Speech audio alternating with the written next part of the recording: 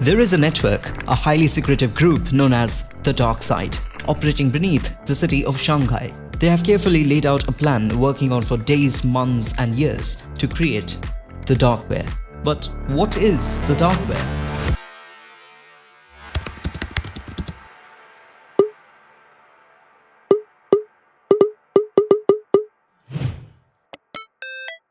Several companies started receiving an email. Every employee has a copy and that includes you. Hey, can you check the final PDF with the CSV file? By the way, this email contains confidential data. Ice cream sales? That's weird. You work in the software industry. But something else has already happened in your system. There is a JavaScript inside the PDF which got executed as soon as you opened it, and it is now trying to infiltrate the security systems. This is your Linux system's first line of defense. In our imaginary scenario, let us compare the system to a city.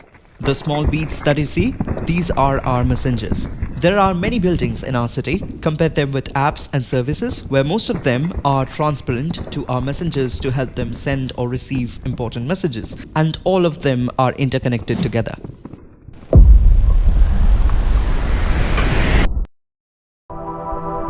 The virus now stands in front of the city wall. The guard approaches the infected file and carries the information back to the user. A simple permission request. The decision depends on the user. Ask yourself the questions. Are you trying to install a software? Change a setting inside the system that includes sensitive information, like your password? If you're unsure, cancel the operation and try to do the same again. If the request pops up again, you are mostly good to go. But what does our imaginary user do? He gives the permission by entering the password. Things start to take a different turn from here. Just like the Trojan horse, the infected PDF contained several helper processes, which can modify system files and relay sensitive information whenever found inside the system. There are other processes just to destroy your system files and sabotage the system. But in order to get to the most important system files, it still needs to go a long way. This is where the good stuff is, the fortress. Now, within the city, there are laws about what you can do or cannot. This is the Mandatory Access Control, MAC. The infected file has found an address. It is a direction to the fortress. But there is a problem. It is locked. This is the work of MAC or Mac. Darkware is consistent with its effort and tries to break the system. Remember the file extension .pdf, right? The PDF viewer is executing the JavaScripts inside the file, but wait. Mac now blocks the access because what does a PDF file have to do with sensitive information or data? So it gets blocked. But the hackers at Shanghai had already seen this coming. They were prepared. Imagine that the virus, being highly adaptive and sophisticated, exploits a previously unknown vulnerability within the Mac framework itself. Vulnerabilities are like hidden cracks in the city's security infrastructure that can be exploited by intruders. In this case, the virus discovers a flaw in the Mac implementation, a weakness that allows it to bypass or manipulate the security policies. It behaves like a wolf in sheep's clothing as it masquerades as one of the guards and enters the fortress.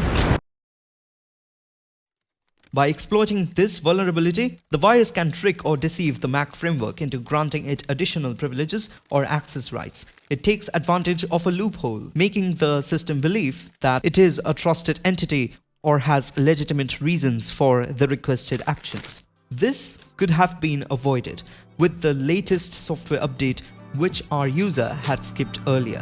Another bad move.